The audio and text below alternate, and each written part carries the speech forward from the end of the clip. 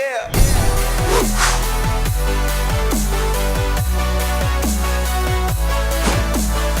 Welcome back to the Gridiron Expert, bringing you some of the best college football news, predictions, and analysis.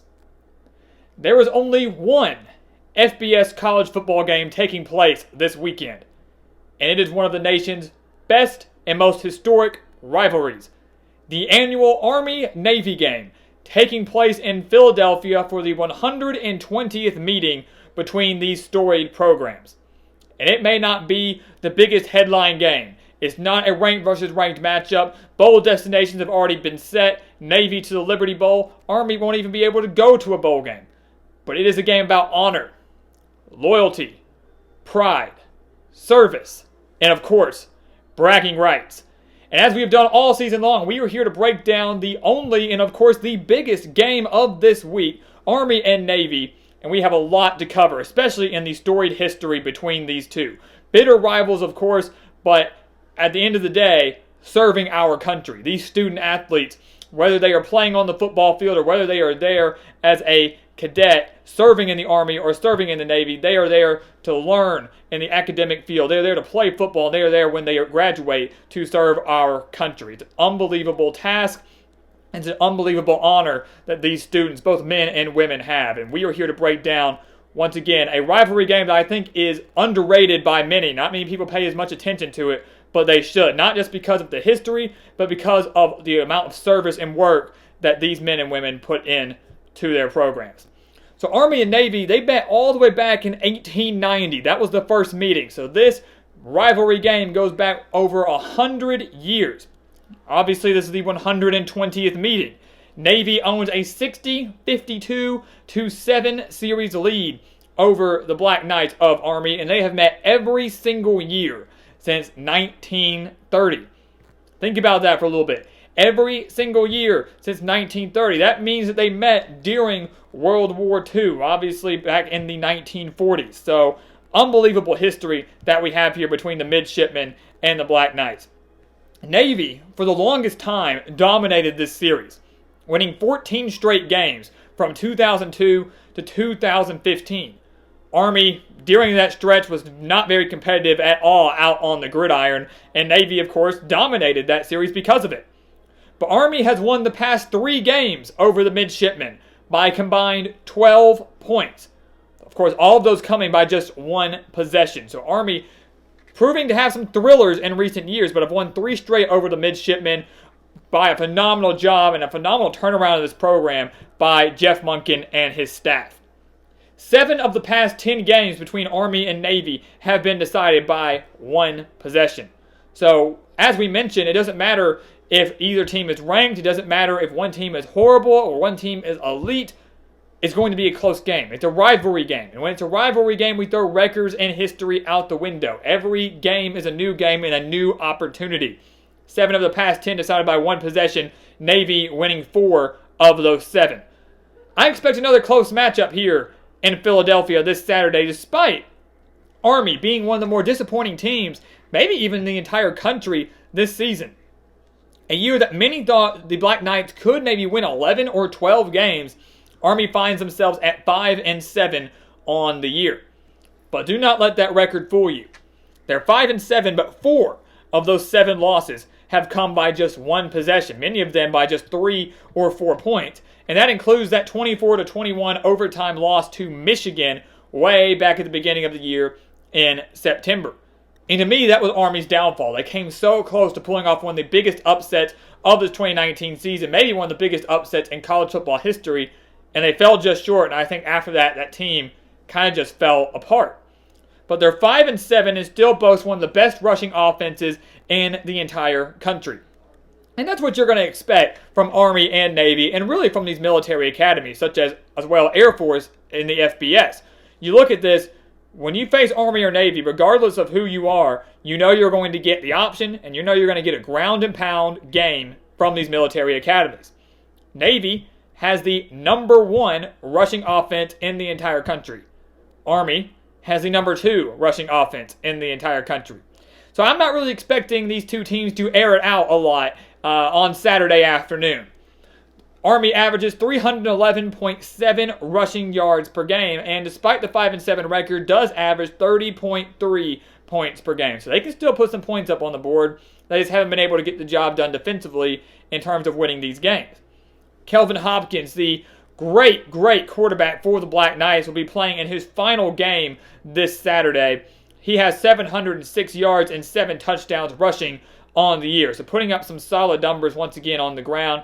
Army, though, you can see how much they have kind of struggled. They lose Darnell Woolfolk. They lose Jay Bateman as the defensive coordinator. I think a lot of that kind of contributing to one of this more disappointing seasons and not making a bowl game under Jeff Monken. For Navy, obviously we said they have the #1 rushing offense, so they're just a little bit better statistically when it comes to the offensive side of the ball compared to Army. They're averaging 360.8 rushing yards per game. They're averaging 39.3 points per game. And when you look at the difference between Army and Navy, Navy, of course, playing in the American Athletic Conference, Army being an independent. So Navy playing much more difficult competition, the likes of Memphis and Houston, on occasion UCF, Cincinnati, guys like that on occasion. But in the American Athletic Conference, they're playing much different competition than the likes of Army, who some of their toughest tests this season have been Michigan and maybe Hawaii. But they play teams like Western Kentucky, San Jose State, VMI, Virginia Military Institute, guys like that really don't match up anything compared to the level of competition that Navy has gone up against this season. The midshipmen find themselves at 9-2 on the year, a phenomenal turnaround once again from a team that went 3-10 just last year.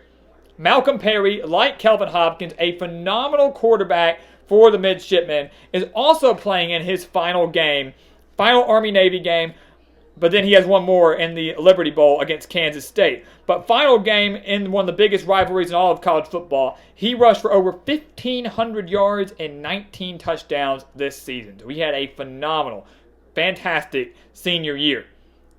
Navy, on the other hand, though, is also averaging 103.5 passing yards per game, and Perry has thrown for 1,027 and 6 touchdowns. So 1,027 yards and 6 touchdowns. And when you look at the offensive side of the ball, yes, both teams rely on the run, to be expected. But Navy certainly owns the edge when it comes to the passing game. So if needed, if Navy needs a last-second drive to go get in field goal range or win this game, I like Malcolm Perry in his passing game from Navy to get that job done better than I like Kelvin Hopkins in the Army passing attack.